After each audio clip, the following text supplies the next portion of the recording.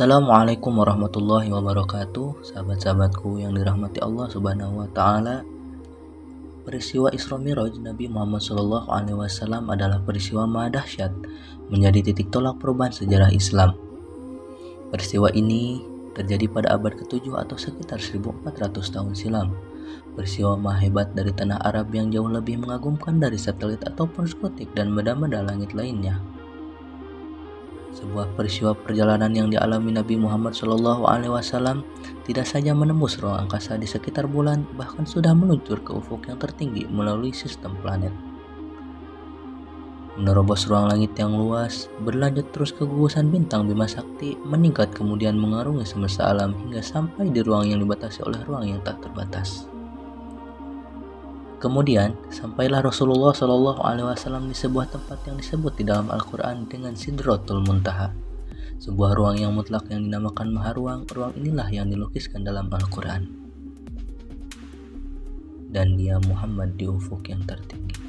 Quran Surat An-Najm ayat 7. Allah Subhanahu wa Ta'ala berfirman, Bismillahirrahmanirrahim. Subhanalladzi asra bi'abdihi laylan minal masjidil harami ilal masjidil aqsa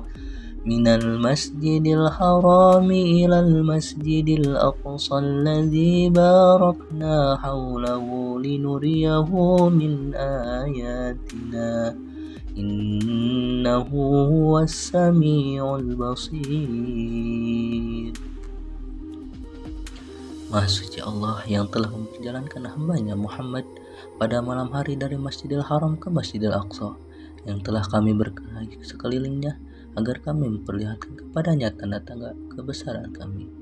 Sesungguhnya dia maha mendengar lagi maha melihat. Kata Isra menurut bahasa berasal dari kata Asra Yusri.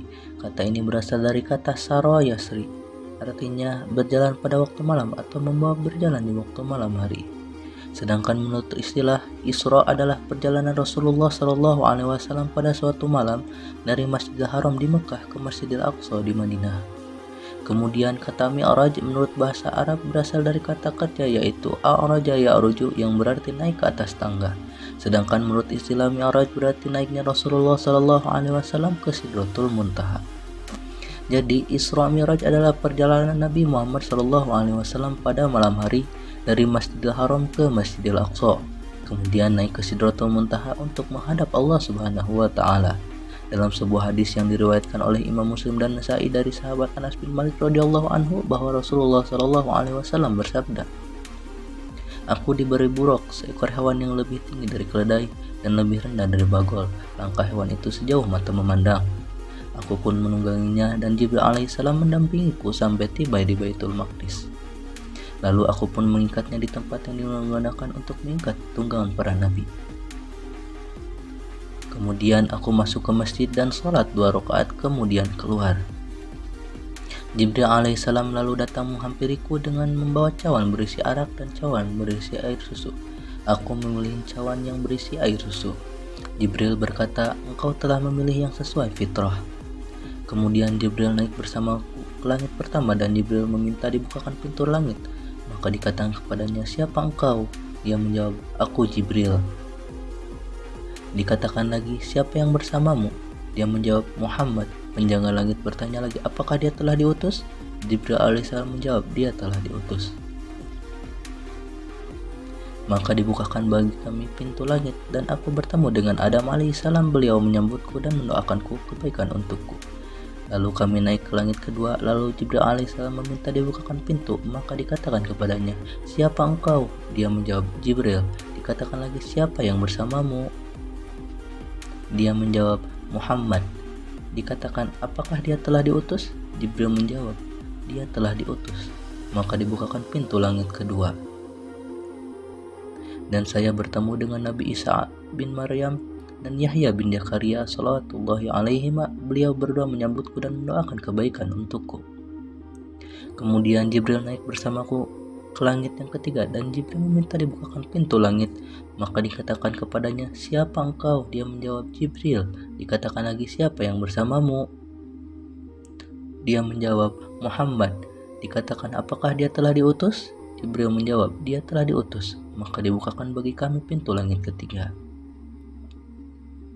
Dan aku bertemu dengan Nabi Yusuf alaihissalam. Beliau telah diberi separuh dari ketampanan. Beliau menyambutku dan membawakan kepada untukku.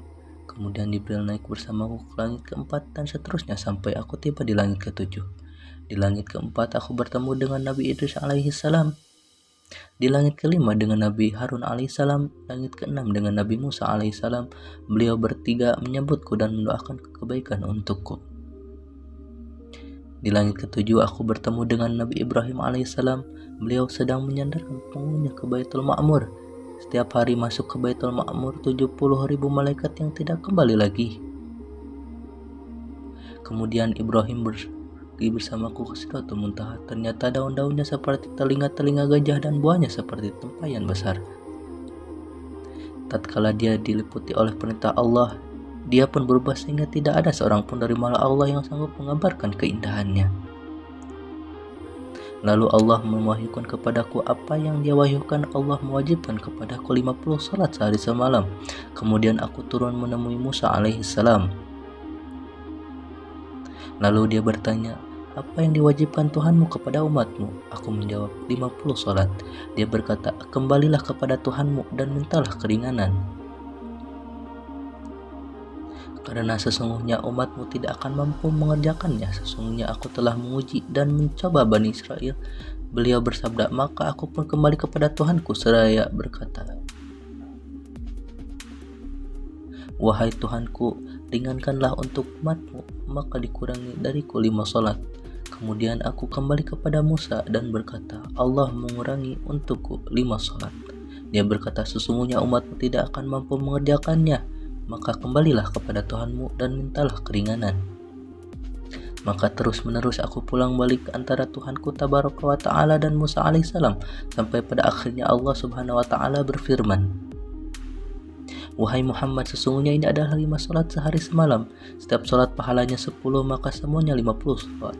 Barang siapa yang meniatkan kejelekan lalu dia tidak mengerjakannya, maka tidak ditulis dosa baginya sedikit pun. Jika dia mengerjakannya, maka ditulis baginya 1 kejelekan. Kemudian aku turun sampai aku bertemu dengan Musa alaihissalam sambil aku ceritakan hal ini kepadanya. Dia berkata, kembalilah kepada Tuhanmu dan mintalah keringanan. Maka aku pun berkata, sungguh aku telah kembali kepada Tuhanku sampai aku pun malu kepadanya. Hadis riwayat Muslim dan Nasai.